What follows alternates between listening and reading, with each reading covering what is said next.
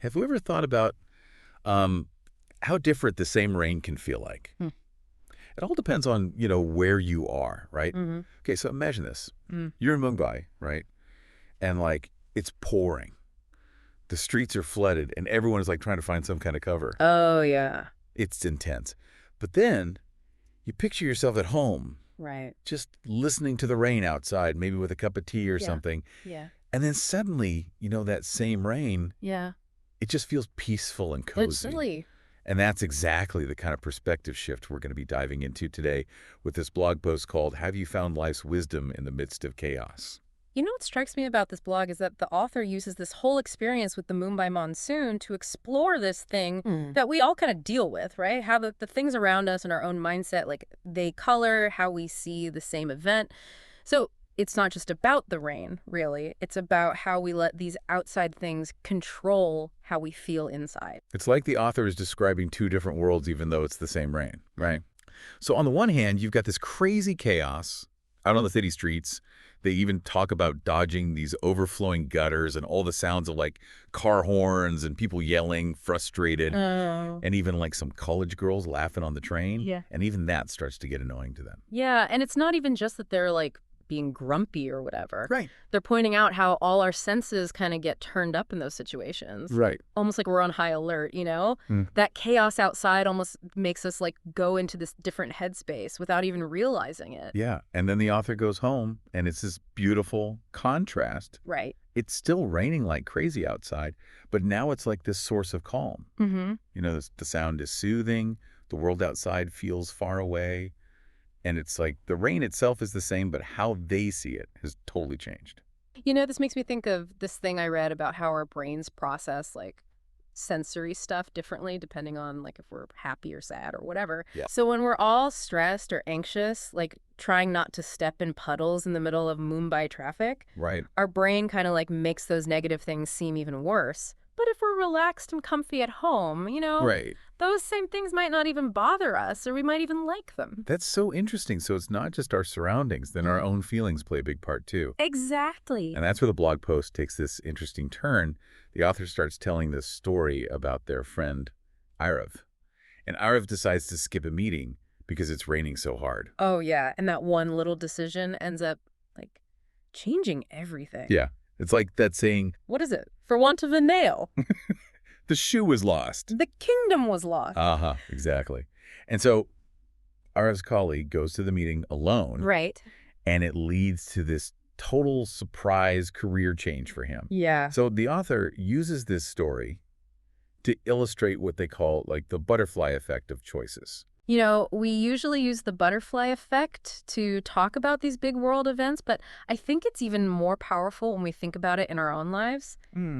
Every choice we make, even the small ones, could start this whole chain of events that we can't even imagine. And it's not just about the big things like jobs or relationships. It's even the little everyday choices, too. So it could be something as simple as staying home because of the rain and then maybe meeting your soulmate at the coffee shop where you decided to read instead. Right, exactly. Or missing your train could lead to bumping into an old friend on the platform. Yeah. It really gets you thinking about even those small choices. Absolutely.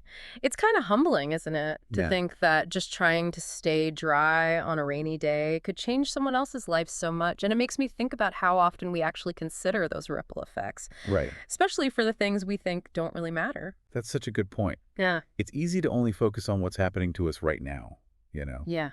especially when we're dealing with something as intense and immediate as a huge monsoon downpour. Mm-hmm. But this is like a reminder to zoom out a little, to think about how everything is connected, and how what we do, even the little things, can cause ripples that go way beyond ourselves.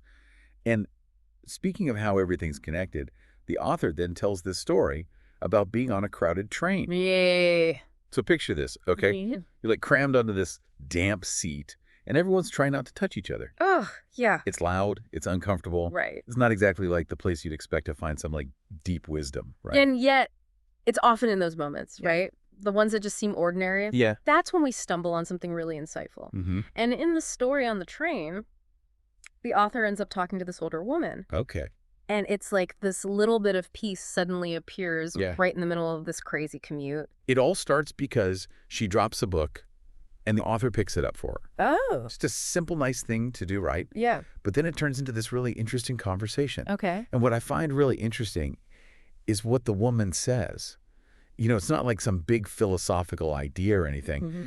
It's about how powerful small steps can be. It's almost like she's kind of saying the same thing as that butterfly effect we were talking about. Oh, right. She's basically saying that even small things, if you do them consistently over time, can lead to big changes. It's like building a house, right? Exactly. Like each brick might not seem important on its own. Right. But you put them all together and you have this whole structure. It's like that saying, a journey of 1,000 miles begins with a single step. Yes, exactly.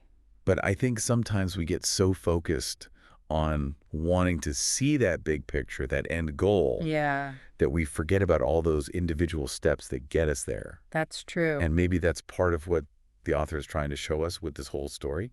Yep. The rain, the chaos of the city, bumping into this woman on the train. Yeah. They all seem like separate things, right?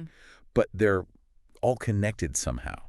And it's through those connections, those little moments and experiences, that we start to understand ourselves and the world better. I see. It's like the author is saying that you don't always have to be in some fancy lecture hall or reading some ancient book to find wisdom. Right. Sometimes you find it on a packed train right in the middle of a monsoon just from talking to a stranger. Exactly. And what's even cooler is how that conversation seems to like make the author really think about their own life. They start connecting all these different moments, especially the ones that had something to do with rain. Right. And it's like this whole new level of understanding comes out. And this is where we get back to the title of the blog post. Have you found life's wisdom in the midst of chaos? Yeah. It's not just about looking for wisdom. It's about realizing that it can be found in the most random places, even when everything around you is loud and messy. It makes me think about how much we try to avoid chaos and uncomfortable situations, you know? We want things to be certain and predictable. Right. But maybe, just maybe, it's those times when we're pushed outside our comfort zone. Right. When we have to deal with the unexpected. That's when we're really ready to learn and grow. It's like that idea that diamonds are formed under pressure, right? Totally. Maybe we need a little bit of chaos, a little rain to shake things up and help us see things differently. And speaking of seeing things differently, the author goes on to talk about how rain is like a metaphor for life's challenges. Okay. You know how we can't control the weather? Right. Well, we can't always control what happens to us in life either. But what we can control is how we react to those challenges. So like we find shelter from a downpour. Right, exactly. You need to be strong and adaptable to get through the tough times in life. We need to find those things inside us that help us stay grounded and keep going even when things are hard. It's great how the author doesn't just talk about this in a general way. Yeah. They actually ask their readers, what's your shelter? Oh, wow. Like, what are those things you turn to for support and comfort when you're facing a challenge? That's a really powerful question. It is. And I think it's one we all need to ask ourselves. Yeah. What is it that protects us? What is our metaphorical shelter, right? Right. Is it our family and friends, maybe a hobby, or something spiritual? Or maybe it's something simple, like a warm drink and a good book on a rainy day. And you know what's really interesting? What? The author connects this idea of seeking shelter to the importance of always learning new things. Okay. They say the more we learn, the better we are at handling whatever life throws at us. It's like they're saying that knowledge is a kind of shelter, too. Right. The more we understand about ourselves and the world, the better prepared we are to deal with all the complicated stuff in life. And they specifically talk about how powerful reading can be. Right. Right. They're saying that reading can help us understand things better and be more understanding of other people. Right. They even tell a story about how reading helped them to have a tough conversation, but with more like kindness and less judgment. Oh, wow. You know, like the books they read actually gave them insights and guidance to help them through that difficult situation. I think that's a really good point. We often think of reading as just for fun or a way to get away from reality. But the author is reminding us that it can also help us grow as people and learn important life skills. And it doesn't have to be just fiction, right? Right. The author talks about how reading nonfiction like history or science or even those self-help books can give us new perspectives and knowledge that we can use in our own lives. Totally. Reading shows us different ways of thinking, different cultures, different experiences. it makes us question our own assumptions and helps us see the world in a bigger way. And in a way, that's kind of like a shelter, too, right? I see what you mean. It's like creating a space for ourselves where we can explore ideas, think about complicated things, and just learn more. I love that idea of reading as shelter. Yeah. It's like building this inner safe place where we can process all the crazy stuff happening in the world, understand our experiences, and just become more resilient. So to go back to the author's question at the beginning, have we found wisdom in the middle of chaos? You're right. Maybe the answer isn't just yes or no. Yeah. Maybe it's more about realizing that finding wisdom is a journey.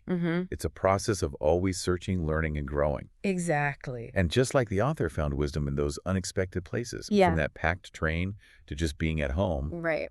we can also find those little bits of wisdom if we're open to them. It's about staying curious, being willing to look at things differently, and even using those uncomfortable moments as chances to learn. It's about finding our own shelter, in the things we know, the experiences we have, and the connections we make that help us get through this crazy, unpredictable journey called life. And, I think the author ends the blog with a really nice thought. Yeah. They ask their readers to share their own rainy day stories. Oh, wow. Those moments when a small choice or a random encounter led to something unexpected. I like that. I think that's a great way to wrap up our deep dive today. Yeah, it is. So what's your rainy day story? What unexpected thing happened in your life because of a sudden downpour or a storm? And what did that experience teach you? It's a great way to think about our own lives and to remember that everything is connected. Yeah. Maybe the next time you get caught in the rain, you won't see it as just a hassle, Right. but as a chance to stop, think, and maybe even find a bit of wisdom along the way.